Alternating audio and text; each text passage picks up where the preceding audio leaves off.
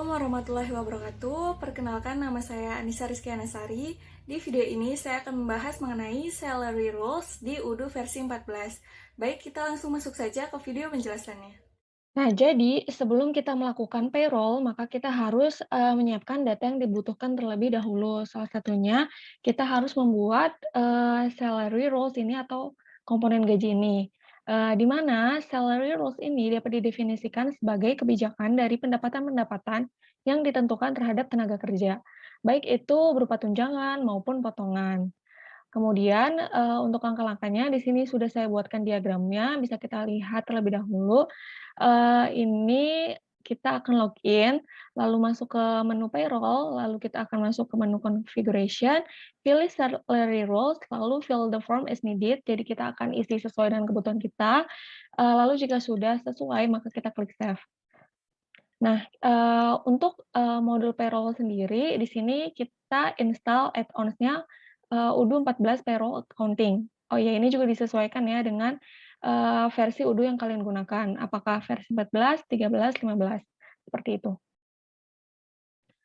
Jika sudah kita langsung masuk saja ke Odoo-nya, kita langsung masuk ke menu, kemudian pilih payroll. Nah, di sini, kita pilih configuration, lalu pilih salary rules. Nah, ini adalah salary rules yang, default ya, artinya dia sudah disediakan oleh, Odoo-nya. Sebelumnya, saya ingin, menjelaskan skenario transaksinya terlebih dahulu.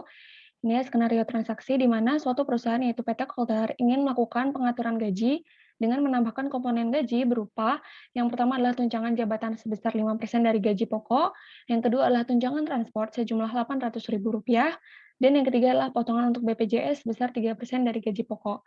Nah, kita langsung masuk saja ke cara pembuatan, pilih create, lalu isi namanya, secara tunjangan jabatan, kategorinya allowance, kodenya misalnya TJB.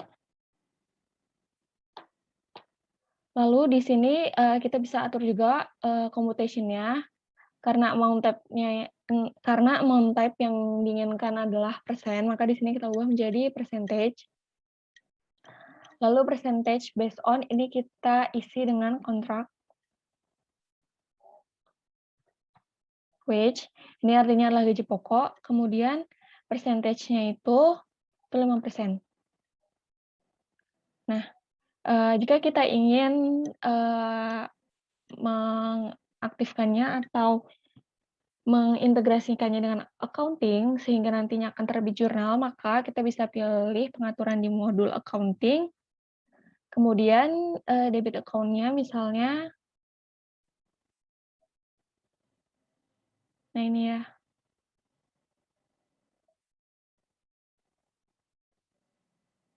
employee salary. Misalnya ya, jika kita ingin mengaktifkan jurnalnya, kemudian jika sudah klik save. Kemudian kita, create yang kedua, itu tunjangan transport,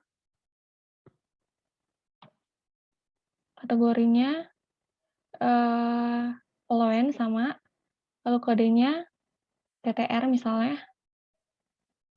Ini kita atur lagi ya computation-nya karena dia, jumlahnya sudah ada nih, fixed amount yaitu 800.000 ya, maka, ininya nggak perlu diganti fixed amount, lalu kita langsung isi aja, jumlahnya yaitu 800.000.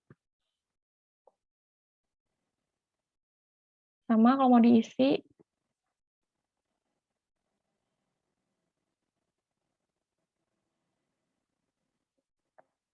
jika sudah klik save, lalu kita buat yang terakhir itu, BPJS misalnya, potongan BPJS.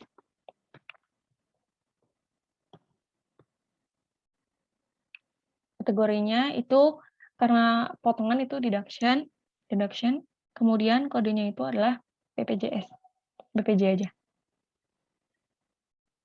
Ini kita atur, ketentuannya adalah 3% dari gaji pokok. Jadi kita ubah jadi percentage. Ini berdasarkan gaji pokok. Dan jika sudah, oh ya persentasenya 3% ya. Ini sama,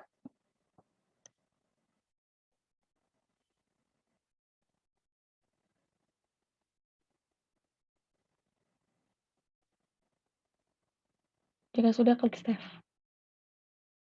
Nah, maka jika kita lihat di salary rules, di sini sudah ada ya tunjangan jabatan, tunjangan transport, dan potongan BPJS. Baik, itu saja pembahasan mengenai salary rules dari saya. Apabila ada kurang lebihnya, mohon maaf. Kritik dan saran akan berguna bagi saya. Wassalamualaikum warahmatullahi wabarakatuh.